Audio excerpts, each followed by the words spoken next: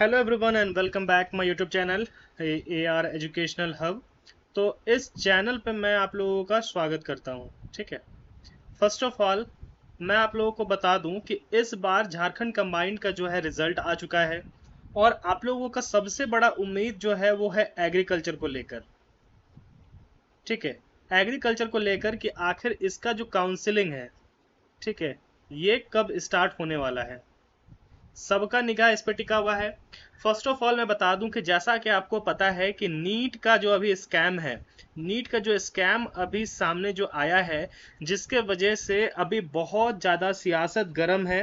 तो ये भी हो सकता है कि अभी एग्रीकल्चर का जो काउंसलिंग है लगभग 1 से 2 सप्ताह डिले हो सकता है। ठीक है, ये तो बात थोड़ा शॉकिंग है, बट ये आप लोग को एक्सेप्ट करना पड़ेगा कि लगभग 1 से 2 सप्ताह के बाद अभी आप लोग का काउंसलिंग स्टार्ट होने वाला है।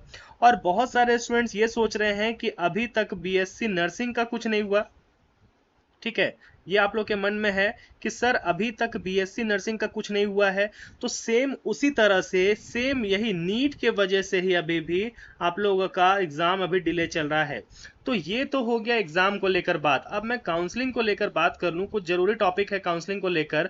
तो ये बिल्कुल जरूरी है आप लोग को देखना कि काउंसलिंग से आप लोग को क्या क्या जरूरत पड़ सकता है। और जो मैं पहले बताया था उसी को मैं एक बार फिर से रिपीट करता हूँ, ताकि अगर कोई छूट गया हो तो वो बिल्कुल अच्छे से क्लियर कर पाए। ठीक है, चलो सबसे पहले आप ये चीज देख लो कि काउंसलिंग में आप लोगों को सबसे पहले जरूरत होगा जो आपका डॉक्यूमेंट है। ठीक है, इंपॉर्टेंट डॉक्यूमेंट्स क्या क्या है आपके पास मैं बता दूं। काउंसलिंग में ये आपके लिए बहुत ज़्यादा ज़रूरत होगा क्लास 12th का एंड क्लास 10th का एडमिट कार्ड। ठीक है, एडमिट कार्ड प्लस जो आपका रिजल्ट था ये बिल्कुल कंप्लीटली आपके पास होना चाहिए। वैसे स्टूडेंट जो कोविड बैच से हैं, यानी जिनके समय पे कोविड था, तो उनके पास ना एडमिट कार्ड होगा और ना अनदर डॉक्यूमेंट्स कुछ अगर नहीं होगा तो वो चलेगा, कोई भी दिक्कत इसमें नहीं है। ठीक है, नेक्स्ट है जो आपने फॉर्म फिल किया था, फॉर्म फिलअप करने के बाद जो आपका एडमिट कार्ड आया था एग्जाम को देने के लिए, इस बार झारखंड कंबाइंड को देने के लिए, तो वो आपके पास एडमिट कार्ड होना अनिवार्य है। अगर ये आपके पास मिसिंग होता है तो आपको बिल्कुल कंप्लेन करना पड़ेगा एंड एफआईआर करना पड़ेगा कि हाँ आपका जो डॉक्यूमेंट है वो बिल्कुल खो गया है, और आप इसको एफआईआर की कॉपी कॉलेज में जमा करेंगे तो ये होगा। नेक्स्ट, बहुत सारे स्टूडेंट्स के मन में एक सवाल है कि सर जो मेरा कैटेगरी है, जो मेरा कैटेगरी है, जैसे मैं ओबीसी कैटेगरी 1 से बिलोंग करता हूं, ओबीसी 1 से बिलोंग करता हूं, बट गलती से ओबीसी 2 डला गया है, तो क्या मुझे एडमिशन मिलेगा? तो जी बिल्कुल नहीं। यहां पर बिल्कुल आप श्योर हो जाइए कि एडमिशन नहीं मिलने वाला है। आपके डॉक्यूमेंट में किसी प्रकार का करेक्शन आपको बिल्कुल टाइम के साथ दिया गया था, विंडो ओपन हुआ था, और उसके बाद भी अगर आपने करेक्शन नहीं कराया है तो आपको बिल्कुल किसी तरह से एडमिशन नहीं मिलने वाला। ये चीज को ध्यान दीजिएगा, ये इंपॉर्टेंट है। नेक्स्ट है आपके पास रेसिडेंशियल सर्टिफिकेट होना चाहिए। अगर ये आपके पास नहीं है तो ये मैंडेटरी है, होना ही चाहिए। नहीं होगा तो आपको काउंसलिंग से बेदखल किया जा सकता है। सबसे इंपॉर्टेंट एक और बात, जिनके पास ईडब्ल्यूएस है, जिनके पास ईडब्ल्यूएस है उनको यहां पर अपना इनकम सर्टिफिकेट दिखाना होगा। इनकम जो सर्टिफिकेट होता है वो इनको यहां पर शो करना पड़ेगा, ताकि इससे पता चल सके कि आपने जो फॉर्म भरा था वो बिल्कुल करेक्ट था। ठीक है, तो इसलिए इनकम सर्टिफिकेट मैंडेटरी है, वो आपके पास होना ही चाहिए। ये चीज का आप ध्यान दीजिएगा। ठीक है, नेक्स्ट हम लोग बात करते हैं,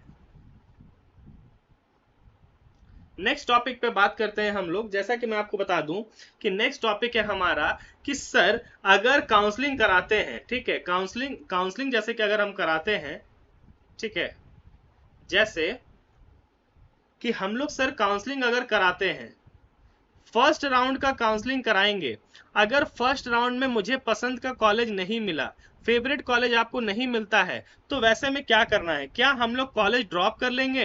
तो मैं बहुत दिन से चीख चीख कर कह रहा हूं आप लोगों को कि यहाँ पर लॉक सिस्टम भी है।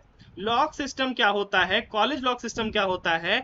फर्स्ट में जैसे कि आपको कोई भी कॉलेज मिला और आपको इस कॉलेज में एडमिशन नहीं लेना है, आप चाहते हैं कि जो आपके ऊपर के कॉलेज है उसमें आपको एडमिशन मिले, ठीक है, उस केस में आप क्या करेंगे, जो आपको फर्स्ट कॉलेज मिला है उसमें जाकर आप एडमिशन ले लेंगे और एडमिशन कराने के बाद जब सेकेंड राउंड का काउंसलिंग जब स्टार्ट होगा तो फिर से पार्टिसिपेट करेंगे और जिस भी कॉलेज में आपको इस बार जाना है, ठीक है, उस कॉलेज के लिए आप यहां पर फॉर्म को फिल करेंगे।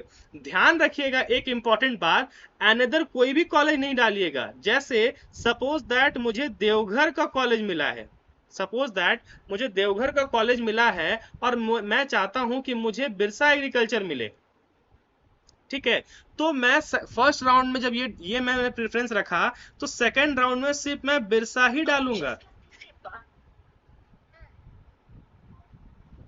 ठीक है, बिरसा ही डालेंगे। रीजन क्या है, अगर हम बिरसा नहीं डालते हैं, अगर हम बिरसा नहीं डालते हैं तो ऐसे में अगर हम अनदर कॉलेज डालते हैं, अनदर कॉलेज भी डालते हैं तो क्या होगा, हमको कॉलेज अलॉट, दूसरा कॉलेज अलॉट हो जाएगा। बात समझ पा रहे हैं क्या कह रहे हैं हम?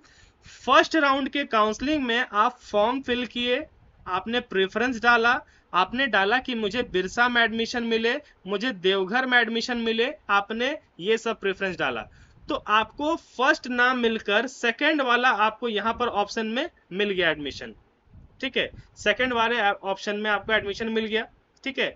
आप चाहते हैं कि नहीं मुझे पहले वाला में ही एडमिशन मिले, तो आप क्या करेंगे, सेकंड काउंसलिंग जो कराएंगे, सेकंड काउंसलिंग में आप ओनली बिरसा ही डालिएगा, क्योंकि अगर आपका एडमिशन नहीं भी होता है, बिरसा अगर सेकंड राउंड काउंसलिंग में नहीं भी आता है तो देवघर वाला कॉलेज आपका रहेगा ही, उसका टेंशन नहीं लीजिए, ठीक है। मगर अगर आप देवघर को छोड़कर अनदर कॉलेज डालते हैं, जैसे गोड्डा का डाल देंगे, फिशरी का डालेंगे, फॉरेस्ट्री का डालेंगे, तो ऐसे में क्या होगा, देवघर का कॉलेज आपके हाथ से चला जाएगा और जो भी प्रेफरेंस लिस्ट में आपको अनदर कॉलेज मिलेगा वहां आपको जाना पड़ेगा, आपके पास कोई ऑप्शन नहीं है और देवघर का जो एडमिशन है वो आपका कैंसिल हो जाएगा।